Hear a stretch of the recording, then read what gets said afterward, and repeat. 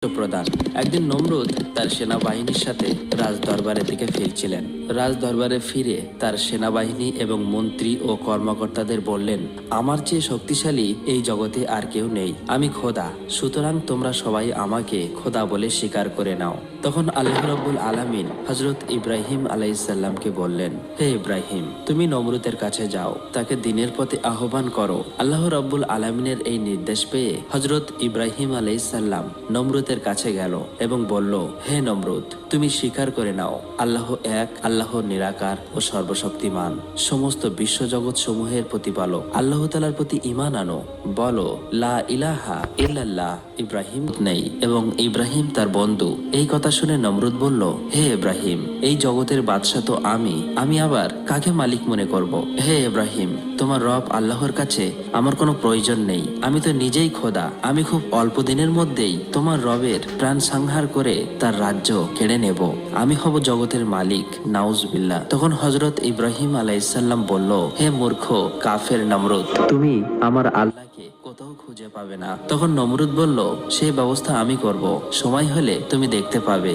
এই কথা শুনে হযরত ইব্রাহিম আলাইহিসসালাম আর কিছু বললেন না, সেখান থেকে চলে আসলেন। তারপর নমরুদ যখন তার নিজ কক্ষে হিসাব কথা চিন্তা করছিল কিভাবে আল্লাহকে হত্যা করা যায়, ঠিক সেই সময় ইবলিস শয়তান নমরুদের কক্ষে আসলো এবং বলল, নমরুদ, তুমি বড় বড় 4টে শকুন পালন করো, তাহলে তুমি আল্লাহকে হত্যা করতে পারবে। এই পরামর্শ দিয়ে ইবলিস শয়তান সেখান থেকে চলে গেল।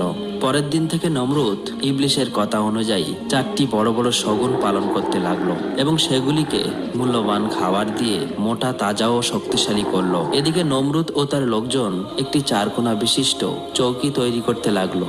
তখন সেখানে একটি লোক আসলো এবং তাকে বলল, জাহাপনা, এটা দিয়ে আপনি কি করবেন? নমরুদ বলল, সময় হলে দেখতে পাবে আমার কত ক্ষমতা। অতঃপর নমরুদ একা একা ভাবতে লাগলো এটা দিয়ে কিভাবে কাজ সম্পন্ন করা যায়। ঠিক সেই সময় শয়তান ইবলিস আবারও হাজির হলো এবং তাকে বলল, ওই শগুনগুলোকে 2 দিন ক্ষুধার্ত রাখবে এবং যে চৌকিটি তৈরি করেছে ওর উপরের দিকে মাংসের টুকরো ঝুলিয়ে দেবে, তার নিচের দিকে শগুনগুলিকে ঠিকভাবে বেঁধে নেবে, তাহলেই তোমার কাজ সম্পূর্ণ হয়ে যাবে।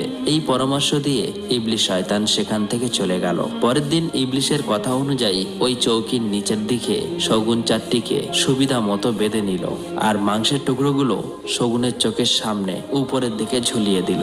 ইতিমধ্যেই শগুনগুলো ক্ষুধার্ত ছিল, তাই তাদের লক্ষ্য ছিল ওই মাংসের টুকরোগুলো, আর নমরুদের লক্ষ্য ছিল আকাশের দিকে যাওয়া। যেহেতু শগুনগুলো ক্ষুধার্ত ছিল, তাই তারা যাতে মাংসগুলো খেতে পারে সেই জন্য তারা উপরের দিকে উঠতে লাগলো। অতঃপর নমরুদ তীর ধনুক সহ একজন সঙ্গীকে নিয়ে ওই চৌকির উপরে উঠে বসলো। এরপর মূর্খ নমরুদের সেই শগুনবাহী যান উপরের দিকে উঠতে লাগলো। কাফের নমরুদের ধারণা ছিল আল্লাহ রাব্বুল আলামিন উপরের দিকে থাকে, তাই সে উপরের দিকে যেতে লাগলো। উঠতে উঠতে যখন সে অনেক উপরে উঠে গেল, পাহাড় পর্বত সমস্ত কিছু যখন তার দৃষ্টির অন্তরালে চলে গেল, তখন নমরুদ ভাবলো এবার তার কাজ সম্পূর্ণ হয়ে যাবে। এবার মূর্খ কাফের নমরুদ আল্লাহ তাআলাকে হত্যা করার জন্য তার ধনুকের তীর লাগালো। নাউজুবিল্লাহ। এই সমস্ত দেখার পর নমরুদের ওই সঙ্গীর মনে ভাবান্তরে দেখা দিল। তখন সে বলল, জাহাপনা, আপনি কাকে লক্ষ্য করে উপরের দিকে তীর নিক্ষেপ করতে যাচ্ছেন? তখন নমরুদ বলল, আমি ইব্রাহিমের রব তার কথিত খোদাকে হত্যা করব এবং তাকে হত্যা করে আমি তার রাজ্য দখল করে নেব। এই কথা শুনে সঙ্গীটি বলল, কি দুরাশা আপনার! আল্লাহ রাব্বুল আলামিনকে কেউ কি হত্যা করতে পারে? তিনি তো মহান, তিনি তো অসীম, সর্বশক্তিমান, পরাক্রমশালী। তিনি তো এই জগৎ সমূহের প্রতিপালক, এক আল্লাহ ও অদ্বিতীয়। আল্লাহ ছাড়া কোনো উপাস্য নাই। সঙ্গীর মুখে এমন কথা শুনে পাপিষ্ঠ নমরুদ ক্রোধে গর্জে উঠল।